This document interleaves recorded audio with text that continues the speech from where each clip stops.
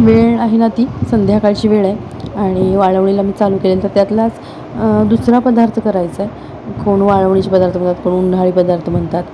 तर त्यातला दुसरा पदार्थ करणार आहे. तर हा पदार्थ करताना पण ना गॅस अजिबात वापर करायला लागत नाही. जसं उडदाचे पापड मी दाखवले की जे उडदाच्या पापडाला लागतच नाही गॅस. म्हणजे आपण जेव्हा पापड तयार करतो त्याला गॅस लागत नाही, तसंच हे पण आता करणार आहे ना तर त्याला गॅस लागत नाही. तर हे काय सांगते, हे पीठ आता घेतलं ना ते आपण तिखट सांडगे जे करतात, तिखट सांडगे म्हणतात, तर त्याचं हे पीठ आहे आणि तयार पीठ मी आणलेलं. इथे आमच्या इथे तयार पीठ मिळतं. बरीच वर्ष झालं मी अशीच करते या पद्धती, म्हणजे तयार पीठ आणूनच असं करते. नमस्कार, मी पद्मजा, राजाराणीच वर्ल्ड या आपल्या यूट्यूब चॅनलवर मी आपल्या सर्वांचं मनापासून स्वागत करते. आजचा दिवस तुम्हाला सुखासमाधानाचा आणि आरोग्यपूर्ण जाऊ हीच ईश्वरचरणी प्रार्थना. आता हे पीठ आणलं मी तयार आणलं आहे, पण पूर्वी काय असं पीठ वगैरे मिळायचं नाही. तर ते डाळी आणायच्या, ते डाळी दळून आणायच्या, जाडसर अशा दळून आणायच्या. ते मग मग त्यात ना लसूण किंवा आपण मिरची पूड घालायची, मीठ घालायचं, हळद वगैरे असं सगळे, हिंग असं सगळं घालायचं आणि मग ते पीठ मळून ठेवायचं. रात्रीच्या वेळेला असं पीठ मळून ठेवायचं आणि सकाळी अगदी लवकर उठून ना ते सांडगे करायचे. आता खूप कमी आलं आहे प्रमाण. पूर्वी असे 5-5 किलोचे, 2-2 किलोचे, अजूनही काही घरातही घालत असतील. तिथे एकत्र मोठं कुटुंब आहे ना तिथे घालत असतील. बरंच असं हे काम असायचं, उन्हाळी काम, कारण ते वर्षभर खाल्लं जायचं. आता करून ठेवले कसं ते वर्षभर जातं. हे पीठ अगदी घट्ट असं मळायचं बघा. आता मी मळते यावर लक्षातही आलं असेल. एकदम घट्ट मळून ठेवायचं आणि मग मी जेव्हा सांडगे करणार ना तेव्हा दाखवतेच ते कसं हे करायचं. त्याचं घट्टसर अगदी असं गोळा करून ठेवायचा. तर हे पीठ तयार आहे, त्यामुळे मी काही मीठ वगैरे म्हणजे काही घातलं आहे, फक्त आणलं पीठ आणि मळून घेतलं. आता नंतर घालताना दाखवते. पण आपण करायचं जेव्हा असं तेव्हा कसं डाळी वगैरे ते सगळ्या आणून किंवा म्हणजे असं डाळगा म्हणतात त्याला, तर ते सगळं आणून वगैरे दळून वगैरे आणि मग त्याच्यात आपण सगळे मसाले मिक्स करायचे आणि मग ते मळायचं असं असतं. मी म्हटलं ना वेळ संध्याकाळची आहे, त्यामुळे दिवा वगैरे पण लावून घेतला आणि आता जेवणाची थोडी तयारी करून ठेवली. म्हणजे जेवण तयार करून ठेवलं की कसं मग मी ते सांडगे करायला घेणार. तर लवकरच आज चालू केलेलं आहे. तर मग कसं करते मी, सांडगे वगैरे करते आणि मगच जेवते, तोपर्यंत नाही जेवत. मी म्हटलं बायका म्हणजे रात्रीचं असं मळून ठेवायच्या पीठ आणि सकाळी सकाळी लवकर करायच्या. पण सकाळी कसं होतं, मला इथे तर उन्हात घालायला एकतर जागा नाही आहे आणि ओलं असलं ना की त्यावर धूळ चटकन पकडली जाते असं मला तर वाटतं. त्यामुळे मी संध्याकाळचं करते. आणि मग संध्याकाळचं कसं टी व्ही बघत किंवा आपण संध्याचं म्हणजे बराचसा वेळ असतो किंवा बैठी कामं संध्याकाळी केलेली बरी पडतात. ही अशी जी ह्याची कामं असतात ती सकाळी सकाळी केलेली चालतात, पण बैठी कामं ती संध्याकाळी होतात, कारण गरमही होत असतं ह्या दिवसात.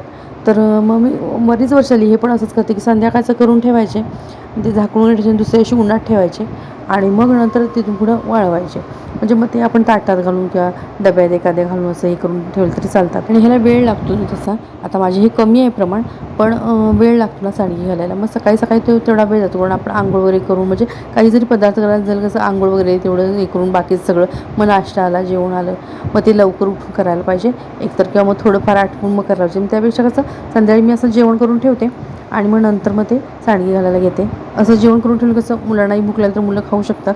ते जेवण केलं तयार की आपल्यालाही म्हणजे हे नाही की बाबा जेवण करायचं आहे नंतर काय, मग त्या पदार्थात निम्म लक्ष, जेवणाकडे निम्म लक्ष.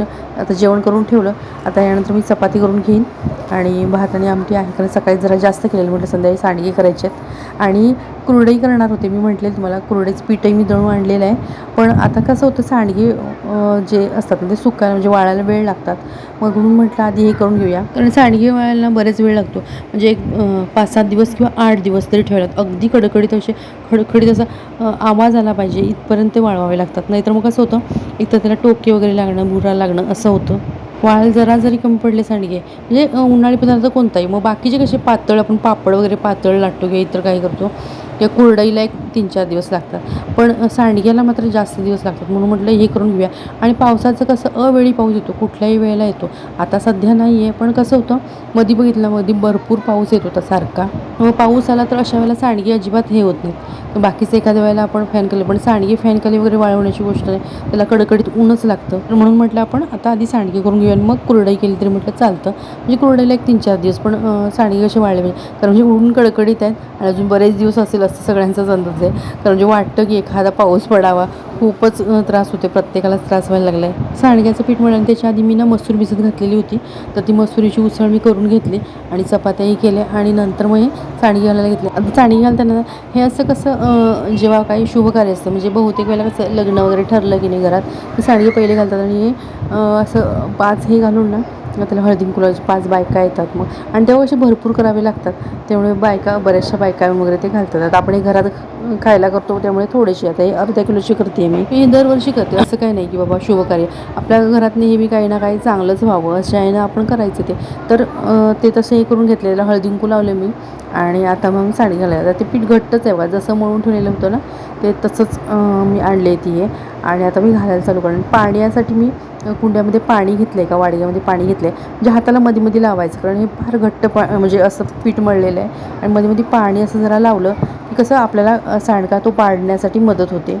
आणि तिकडे जो पेला दिसतो ना ते मी पाणी प्यालेले, सगळं आवरलेलं, कारण आतलं सगळं आवरून आलेले, हातपाय वगैरे धुतले, कारण गरम बरंचसं होतं. आणि म्हटलं पाणी पिऊन ते चालू करूया, त्यामुळे पाणी ग्लास भरून आणलं, म्हटलं बसूनच पाणी पिऊया. आणि तर कशी बरीच वर्ष घालते, त्यामुळे हाताने घालायची पण सवय आहे. आणि जास्त असलं की कसं मग काहीतरी टेक्निक वापरावी लागते, पण हे एवढ्याचे अर्ध्या किलोचे आहेत ते होऊन जातात हाताने. आणि संध्याकाळी सगळं आवरलेलं आहे, आपण बसलेलोच असतो त्या वेळात होऊन जातात. आणि आता तर सांडगे करतात, एकतर मग सिरियल वगैरे सध्या बघते टी व्हीवरच्या, किंवा पिक्चर लावतात सिनेमा वगैरे एखादा हे. तर एखादा म्हटलं पिक्चर लावूया म्हणून हर्षदा ते लावते.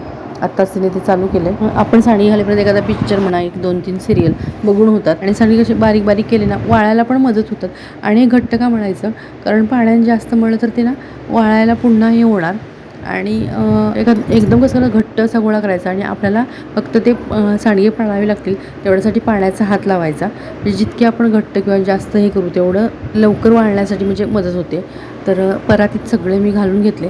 आणि आता दुसरं एक ताट घेतलं, त्यातही घालून घेते. सवय झाली की मग ते होतं. पूर्वी कशा बायका सगळ्या एकत्र मिळून करायच्या, त्यामुळे गप्पा मारण्यात वेळ जायचा.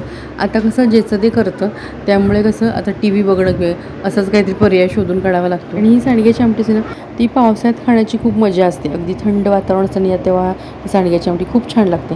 हे सांडगे माझे सगळे करून झालेत, म्हणजे एका परातीत आणि ताटात दोन्ही ह्याच्यात बसलेत.